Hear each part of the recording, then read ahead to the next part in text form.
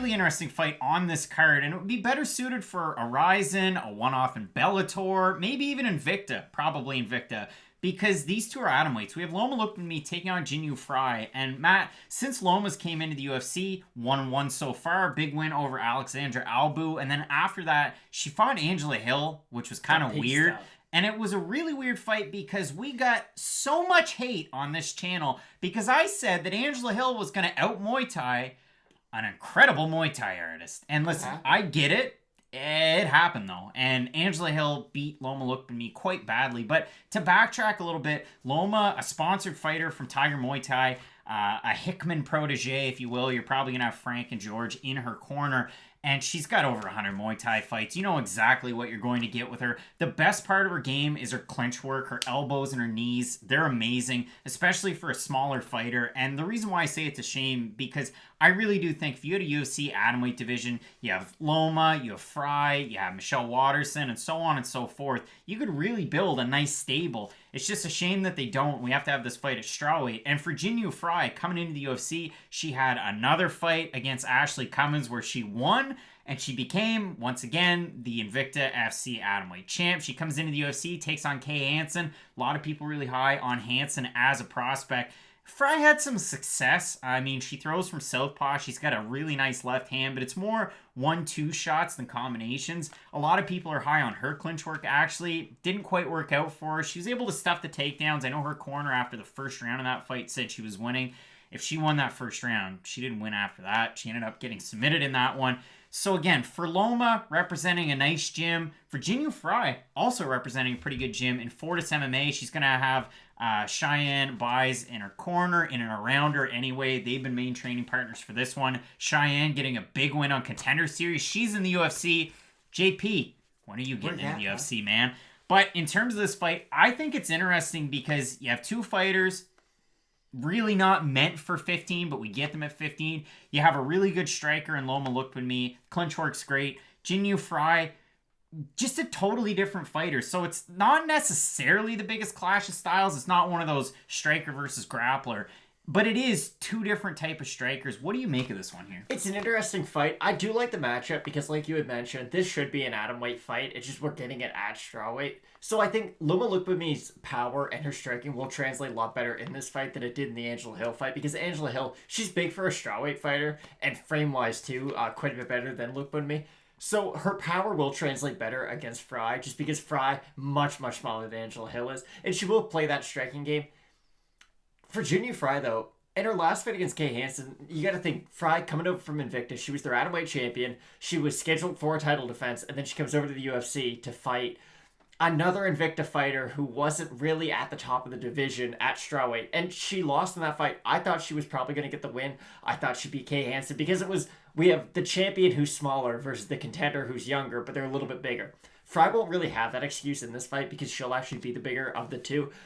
And not to really steal John Anik's quote that he says before every single fight on UFC 4, because there's very limited amount of voice lines in that game. This is brought to you by P3? Not brought to you by P3, nor Modelo Especial, but this is really a striker versus an MMA fighter, and that was kind of what you were alluding to. It's not a striker's matchup as much as it is a striker versus an MMA fighter who prefers to strike. If Frey is able to get the takedown, we kind of saw in the Angela Hill fight, Lookboonmee not phenomenal on the ground. I think Lookboonmee will be able to defend the takedowns, kind of force the striking out of Frey.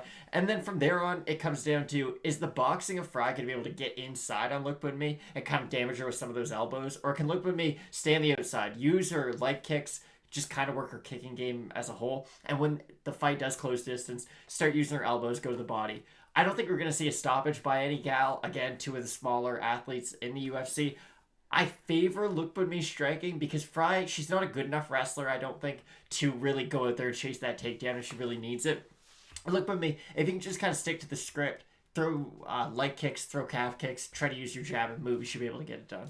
And it is an interesting fight, like you had said, and I gotta lay my cards on the table. I say that before every single one of these fights. That's true. Just to He get doesn't myself always mean it, though. I get myself pumped up. This is actually an interesting one because where do you go from here with a win, really? I mean, you're always going to be fighting much bigger competition. Loma coming into the UFC at 3-1 just seemed absolutely insane. It really did. And I get the pedigree and the lineage and the fact that she was actually the first Thai fighter signed to the UFC, if you can believe that. It's pretty interesting stuff. And for Jinh Yu Frey, she's fought a who's who of competition coming up through.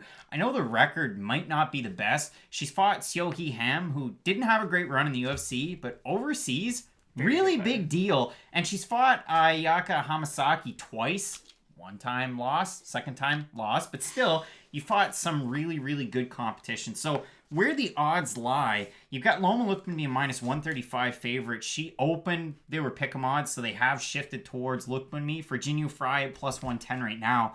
Over on Tapology, the votes are pretty close at a 734, 57% going with Frey, 85% saying she's going to win by decision.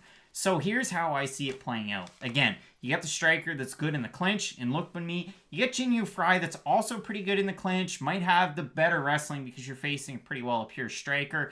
I mean, again, you got the Hickman brothers. Good wrestling coach right there, Frank. But yeah, I mean, Frey, she can do a lot of nice things. It's just I don't see the volume of striking from her. And if you're going to win a decision against Lookboonmee, you got to clinch in the open space. You got to try and take the fight to the mat. I don't really see that happening in this one. So I'm just ever so slightly going to side with Loma Lookboonmee. And I'm going to have to watch a lot more tape study during this week to get ready for Fight Night Picks kicks.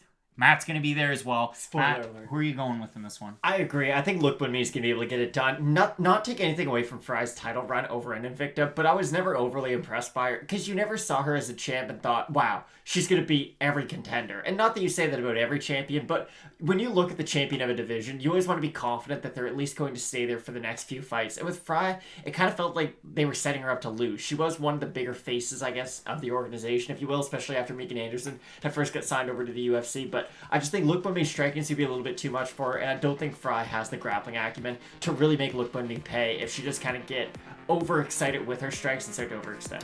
Matt, I'm really looking forward to this. Both of us going with Loma Lookboonmee to get the win. You're going to want to keep it locked in for this entire card. I mean, think about it. Carlos Condit, Court McGee, and at the top, you've got Holm taking on Irena Aldana. So keep it locked in with Fight Night Picks, Matt. As we always say, let's get into it.